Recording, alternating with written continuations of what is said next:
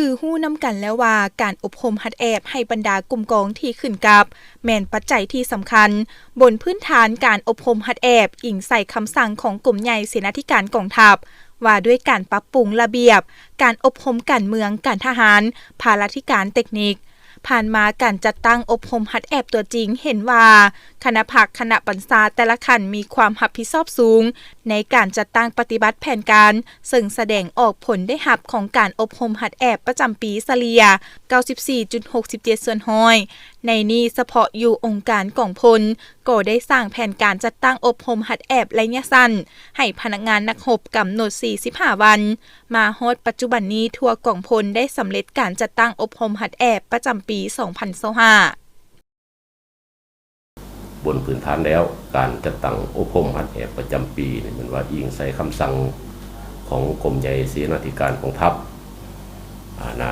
เกี่ยวกับการอบรมหัดแอบการทหารการเมืองพาราธิการเทคนิค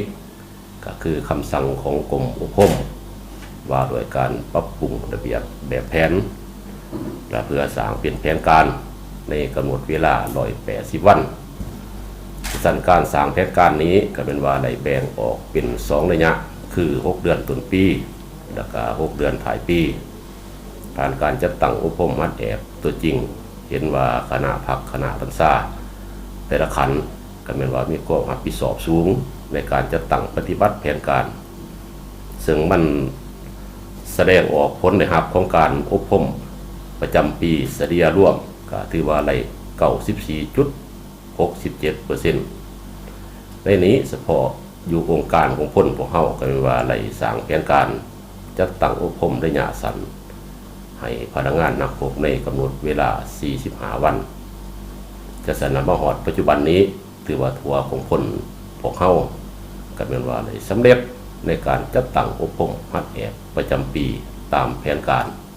ฉะนั้นในโอกาสดังกล่าวนี้ข้าพเจ้าก็ขออวยพรไส้ให้การนำภาครัฐ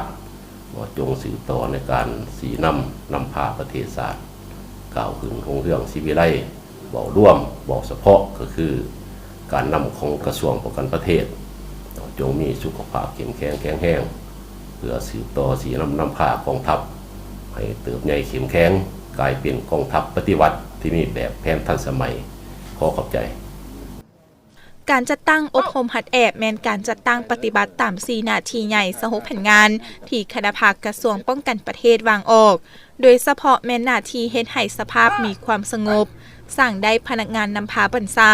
ขันหมวดหมู่กองห้อยและกองพันทั้งเป็นการสร้างให้พนักงานนักรบมีความรับรู้และเข้าใจต่อบรรดาพื้นฐานของศิลปยุทธยุทธวิธีสร้างให้มีความสำนิสำนานมีไหวพริบที่คล่องแคล่วเพื่อพร้อมกันเฮ็ดสำเร็จหน้าที่การเมืองของกรมกองและสร้างให้กรมกองมีความหนักแน่นเข้มแข็งทางด้านปริมาณและคุณภาพ